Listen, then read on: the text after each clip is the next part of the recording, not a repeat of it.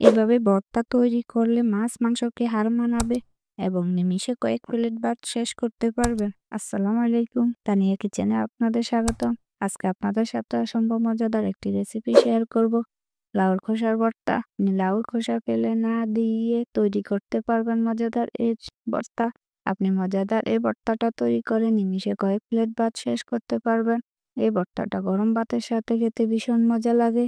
এরকম মজার মজার ভিডিও পেতে হলে আমার পেজটি ফলো এবং সাবস্ক্রাইব করে পাশে থাকার অনুরোধ রইল। প্রথমে কড়াইতে 2 পিস মাছ ভেজে নেব এবং সাথে শুকনো মরিচও ভেজে নেব। আপনি যে পরিমাণ ঝাল খেতে পছন্দ করেন ওই পরিমাণে মরিচ ভেজে নেবেন। মাছ মরিচ ভাজা শেষ হয়ে গেছে, এখন একটি বাটিতে উঠিয়ে নেব। একই বাটিতে উঠিয়ে নেব মরিচগুলো। একই পাতিলে সিদ্ধ করে নেব লাউয়ের খোসাগুলো। লাউয়ের খোসাগুলো দিয়ে পরিমাণ মতো পানি অ্যাড করে দেব, সিদ্ধ হতে যেটুকু পানি লাগবে, এবং সাথে অ্যাড করে দেব সামান্য পরিমাণ লবণ, যাতে তাড়াতাড়ি সিদ্ধ হয়ে যায়। রেখে দিয়ে 2 মিনিট পর ঢাকনা উঠিয়ে নেড়ে দেব। এখন অ্যাড করে দেব বড় সাইজের একটা কেটে রাখা পেঁয়াজ এবং বড় সাইজের রসুনের ফালিগুলো। সবগুলো উপকরণ ভালো করে সিদ্ধ করে নেব।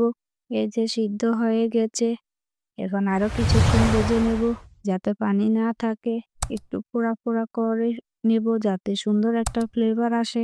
ভাজা শেষ হয়ে গেছে, এখন উঠিয়ে নেব। আমি ভর্তা তৈরি করার জন্য শিলপাটা ব্যবহার করব।